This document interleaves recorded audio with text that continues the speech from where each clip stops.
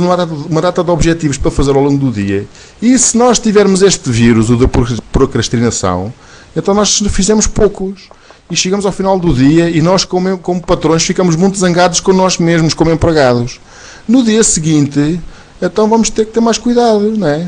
Então, se nós tivermos esta noção de que nós trabalhamos para nós próprios, não é, nós somos donos do nosso tempo, isso é verdade, mas nós temos que ter estes dois papéis, temos que nos empregar a nós mesmos como se nós fôssemos, por um lado, patrão e por outro lado, empregado. Okay? E é assim que nós temos que avaliar a nossa vida profissional, em termos de negócio próprio, ok?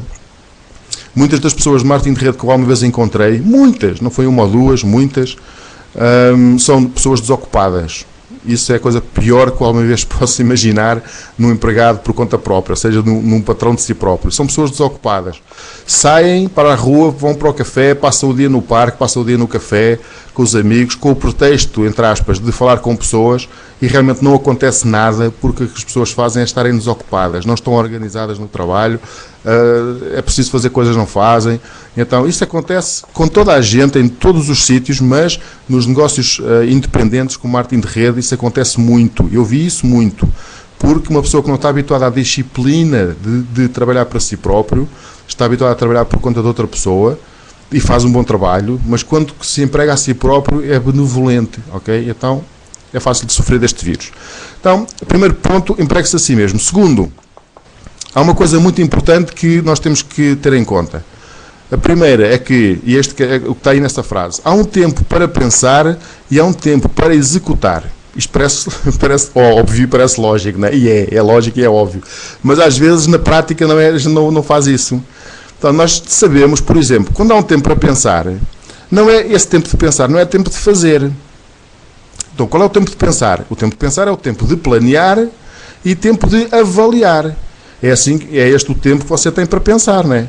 Planeia, antes de fazer alguma coisa, planeia. O que é que vai fazer? Um plano de ação, não é? Depois vai arranjar as tarefas, vai colocar as tarefas, essas coisas todas que a gente já sabe.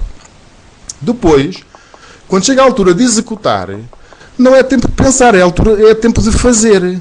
O grande problema que têm as pessoas que têm este problema da procrastinação, falo por mim primeiro, é quando chega a altura de fazer, em vez de fazerem, pensam: então e se eu não fizesse assim?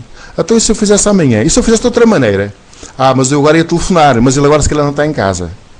Mas agora se calhar é muito cedo, mas agora se calhar é muito tarde. Eu devia ir acolá tratar daquele assunto. Mas não vou porque agora está a chover, ou porque está a fazer sol, ou porque estou cansado, ou porque tenho fome, ou porque vou à casa de banho. E então começamos a entrar num rolo de lixo mental, de pensamentos, e acabamos por não fazer. Ok? Isso chama-se procrastinar. Adiamos, fazemos isso depois. E ficamos tranquilos porque vamos fazer depois, ok? Mas essa oportunidade passou e então sofremos um ataque violento deste vírus da procrastinação e perdemos a batalha. Quando isto acontece, nós perdemos. Então nós temos que ter bem a noção de que existe um tempo para pensar e um tempo para executar. Então imagina o seguinte: quando é a altura de pensar, pensa-se o que for preciso. Mas quando chega a altura de tomar uma decisão, então é a altura de executar, sem pensar. O tempo de pensar já lá vai. Não é agora o tempo de pensar, agora é o tempo de fazer.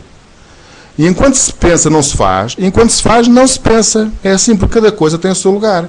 Por isso é que nós fazemos um plano. Então, preparamos o nosso plano antecipadamente, bem organizado, se possível colocado no papel, numa agenda, no que for. Porque quando chega a altura de executar, nós mais ou menos desligamos o cérebro. É óbvio que não é bem assim, mas mais ou menos desligamos o cérebro e já não pensamos duas vezes. Já não ficamos a pensar se é melhor assim ou salto ao cozido. Não. É seguir um plano. Já tivemos tempo de pensar e de fazer isso.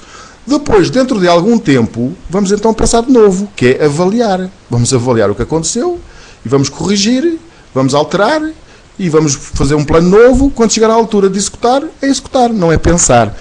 Então este é um truque que eu encontrei e realmente para mim, e no meu caso funciona lindamente, que é: quando eu tenho alguma coisa para fazer, eu não posso estar a pensar, nem posso pôr dúvidas, senão é uma desgraça.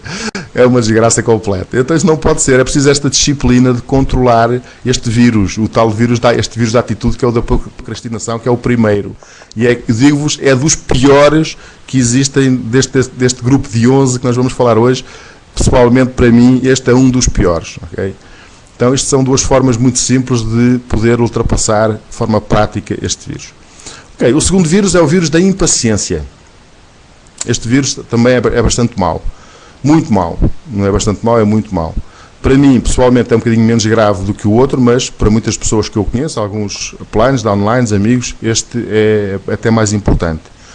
Então, muitas vezes a pessoa, quando não sofre do outro, às vezes sofre deste. Quando a pessoa não sofre da procrastinação, ou seja, é para fazer, faz, às vezes até sem pensar de maneira nenhuma, é um bocado o oposto, não é? E então sofre um bocado este vírus da impaciência, de querer as coisas já. Isso é normal ser assim, porque nós vivemos na cultura do já. E a cultura do já diz-nos assim, tu queres um repousado agora ou queres um saco daqui a uma semana? E as nossas crianças e nós somos habituados a pensar, é melhor um pássaro na mão do que dois a voar, não é? Então a cultura popular ensina-nos muito o que é isto, não é? Mais vale um pássaro na mão do que dois a voar. E então temos esta cultura do já. Nós fomos ensinados a fazer uma coisa que é terrível, que é, nós semeamos e depois colhemos, não é? Mas isto não é assim. E a gente diz assim, para semear é preciso colher, aliás, para colher é preciso semear. E está certo. Só que quando nós semeamos, acabamos de semear e já queremos colher. E não é assim, porque a cultura do já, o já é uma palavra bastante má, porque retira uma parte importantíssima, que é a parte do desenvolvimento, que é a parte do tempo, não é? Então todas as coisas precisam do seu tempo. E muitas vezes a impaciência faz-nos desistir de coisas extraordinárias. Nós começamos a fazer uma coisa que é um espetáculo, mas pensamos assim, olha, eu quero ter este resultado daqui a um mês, e chega só passado um mês, ou 2 ou 3, e não tem o resultado que eu queria ter, então penso, olha, isto afinal não funciona. Afinal, é preciso dar o seu tempo, todas as coisas têm o seu tempo. E por isso é que existe um sistema de trabalho no marketing de rede, existe um patrocinador para pôr as coisas em perspectiva, não é? Porque eu posso dizer assim, eu quero ir de Paris até à China em 2 horas de carro. Mas se eu tiver alguém que conhece o caminho, diz-me logo, não, isso não é possível. E então já sei que não é possível. E então não fico muito zangado quando passar 2 horas e nem sequer sair da França, não é? Então é um bocado assim, esta cultura do já muitas vezes insinua sob a forma deste vírus, o vírus da impaciência, com resultados muito maus. Muitas vezes o principal problema é que nos leva muitas vezes a desistir quando as coisas, mesmo antes das coisas começarem a dar fruto, nós desistimos e não chegamos a ver o fruto do nosso trabalho. Então, a vacina contra este vírus, o vírus da impaciência, é a compreensão. Seria lógico ser a vacina ser a paciência, não é?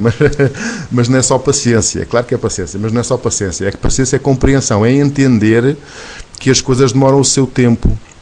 E eu quero chamar a atenção para duas peças de informação, no meu ponto de vista, fundamentais para entendermos o que é que significa a compreensão do tempo que as coisas demoram e como é que nós podemos combater este vírus da impaciência. O primeiro é que o processo não é semear e colher. O processo é semear, cuidar e colher. Então há aqui uma parte inteira no meio, que é a parte do cuidar, que nós fomos ensinados a esquecer. Então nós quando semeamos queremos colher. E a parte do cuidar onde é que está? Dar tempo ao tempo para as ideias se cimentarem, para as coisas terem o seu resultado, para as ideias darem o seu fruto, para se propagarem, para se solidificarem, para as nossas ações terem as suas consequências. Então estas coisas todas, isto tudo, é a parte do cuidar, de tomar conta da nossa sementeira. Então, por exemplo, vamos imaginar que nós fazemos faço um blog, não é? Então isso até acho que é um bom exemplo. Faço um blog e estou muito entusiasmado e ponho lá 20 artigos em meia hora. De 5 a 5 minutos ponho lá um artigo, já os tinha em qualquer lado, e pego naquilo, o copy-paste, e ponho lá e semeei um blog com artigos. Okay? Ponho lá os banners e depois fico à espera que aquilo me traga contactos. Né? E pronto, espero. Passado uma semana não tenho contacto nenhum. Ou tenho um contacto ao final de uma semana, outro ao final de 2, e digo, afinal os blogs não funcionam, isto não vale a pena. O que é que aconteceu? Aquela pessoa semeou muito, sim, mas não cuidou. E no cuidado é que vem a paciência, vem a compreensão de como as coisas funcionam.